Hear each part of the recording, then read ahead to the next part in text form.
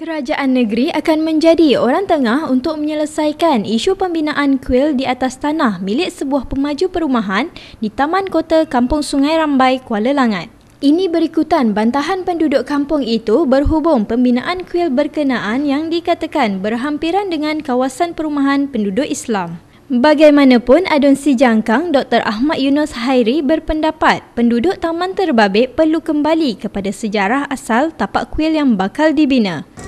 Isu kuil ni yang dikatakan oleh penganut agama Hindu yang sudah berada di situ selama 100 tahun kononnya.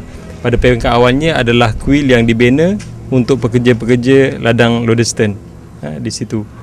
Kemudian berikutan daripada itu, saya suka cerita pasal sejarah lah. Berikutan daripada itu dimaklumkan bahawa bidang tanah tu telah dijual kepada KLIA Engineering. Dan dimajukanlah untuk perumahan dan rumah kedai di situ, dan dijanjikan oleh KL Engineering tu untuk memberi sebidang tanah yang lain untuk menggantikan tempat kuil yang di depan tu, dan tanah yang telah diputuskan oleh KLIA Engineering tu berada di belakang. Kebetulannya berhampiranlah dengan kawasan perumahan yang majoritinya adalah orang-orang Melayu yang beragama Islam.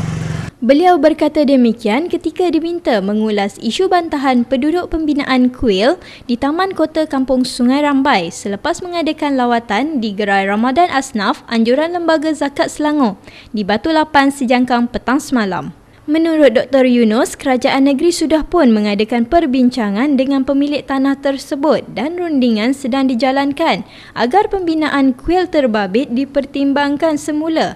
Berikutan terdapat beberapa kuil di kawasan berhampiran.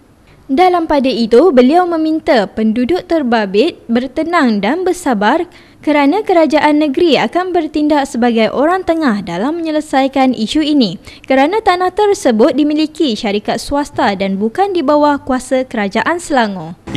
Isunya sekarang ni kuil tu berada di tanah swasta ataupun pemaju. Jadi ialah kalau saya lihat daripada kesilapan daripada peringkat awal. Kenapa dahulunya estate itu dia boleh jual tanah tu dengan keadaan kuil tu pun berada di situ. Sepatutnya dia kena sensitif lah. Kena sensitif kerana kuil itu juga ada penganut-penganutnya. Dr. Yunus berkata terdapat 3 kuil yang terletak di kawasan berhampiran dan bantahan yang dibuat baru-baru ini didalangi oleh kumpulan UMNO Kuala Langat. Isu itu timbul apabila pemaju gagal menggantikan tanah kuil yang sepatutnya berada di hadapan jalan. Bagaimanapun, mereka menempatkan tapak kuil baharu itu di bahagian belakang berdekatan perumahan penduduk Melayu.